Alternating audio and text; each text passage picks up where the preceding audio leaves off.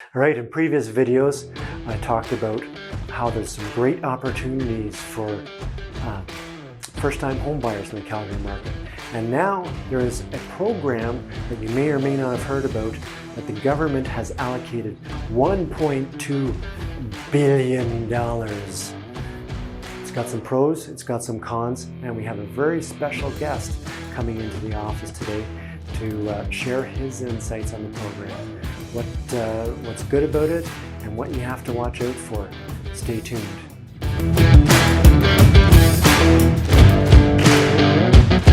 Welcome back. Thanks for sticking around. I'm joined by Bob Reeder, broker-owner of Canadian Mortgage Professionals. Before we go any further, please remember to like, subscribe, hit that little bell, tip the cow, we need more cowbell, and share this with your friends or anybody that you think might be making a move in the next little bit, because we've got some valuable information that I'm sure is going to come out of this, because Bob's just full of wisdom. Yes. So the Canadian New Home Buyers Program, new buyer, what's the actual first-time home buyers incentive program? Yes, we've got the National Housing Strategy first-time home buyer incentive program that's been offered by the government to try and stimulate the housing industry, or to help people offset the costs of owning and payment of mortgages, of course, free up a couple $100 a month. And this is the program that we've got a ton of paperwork. Of course, it's government sponsored, of course, so we've got a lot of paper and a lot of rules and regulations and things. Yeah, so we've had a lot of questions. So that's one positive thing for the market. It's actually gotten people thinking about buying again. And in this market right now, I think it's great for first-time home buyers. So as they start to think about it, at least it gets them in the conversation of owning a home. But there aren't that many people that it probably helps. Who would it help? You know, it's hard to say. Qualifying criterion is the same whether you just do 5% down and buy your own home without the assistance of the New Home Buyers Program. What it does is it reduces the amount you're paying per month by a couple $100, or in that ballpark, between $200 and $300, depending on how much mortgage you have. That might be a benefit to somebody who wants to free up a little cash and maybe a little tight on qualifying criterion or just their own budget, and want to have a little extra room per month to throw into RSPs or whatever they want. But that's about the bottom line, is that it's going to free up between $200 and $300 a month in after-tax dollars for them. Right.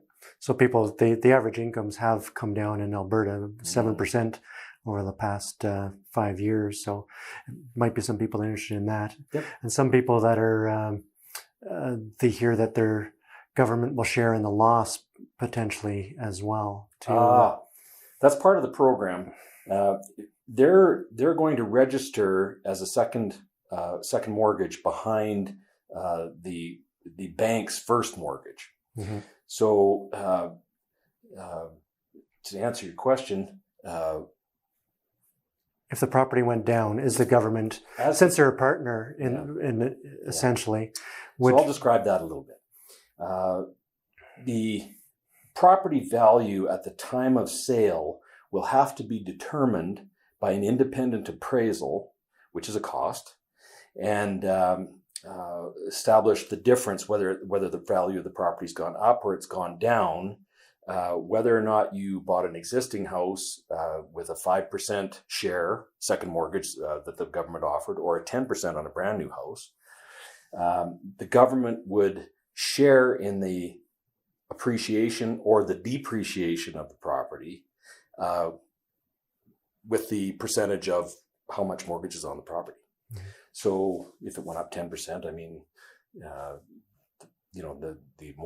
the second mortgage was 5%, so they would calculate how much their share would be, and you would have to pay that in addition to the initial loan back. And we'll put in an example in the text here, so go through the text for example. What are some other potential pitfalls in it? Because it's kind of complicated. It gets registered as a second mortgage, like you said, so it's not an interest-bearing mortgage, but it's still a mortgage.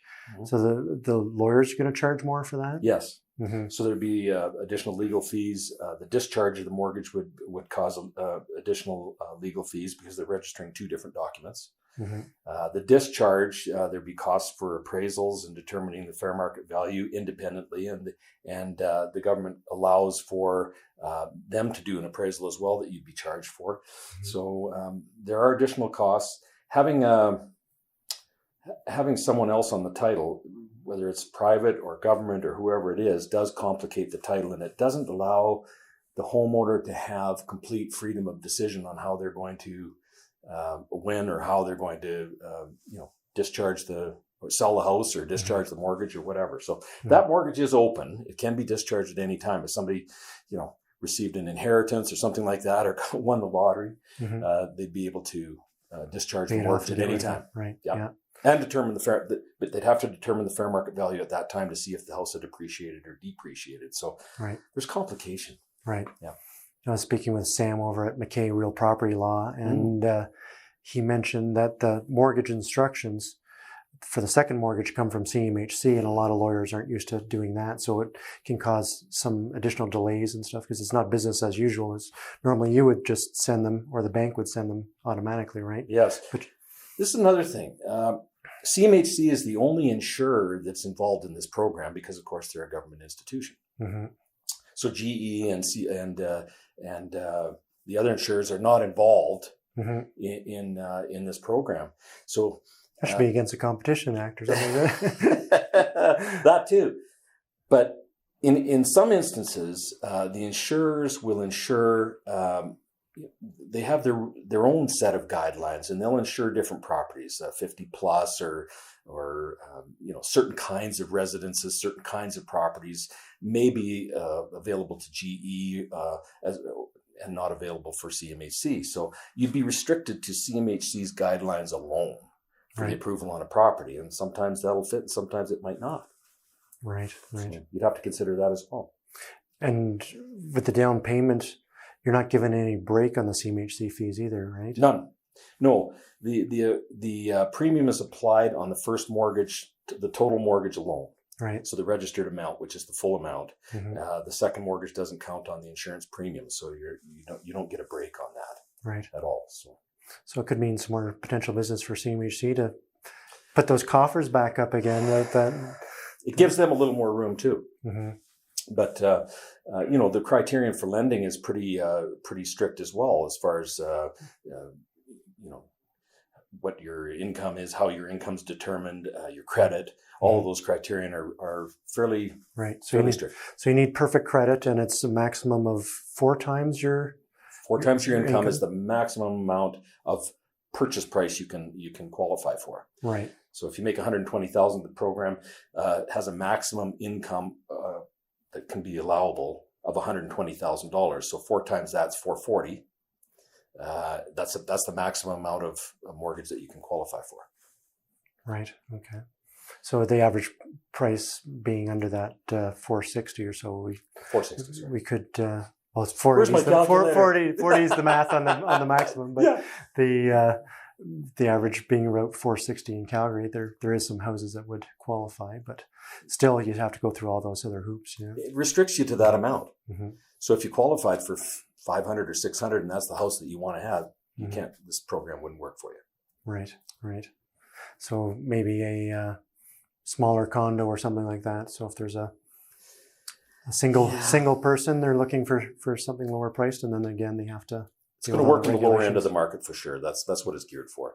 Right. First time buyers, lower end of the market. And also the new construction, because they give more for new construction, right? They allow 10%, 5% from your own funds, and 10% could be provided maximum from the program. It's 5% that they'll match, but for new homes it's 10. Is it? Yeah. Right. Okay. All right. Any other final words of wisdom on this program? Gosh, it's complicated, and there's loads of paper and loads of stuff. You can go on the government website. National Housing. We'll have the link. You'll have the link on that.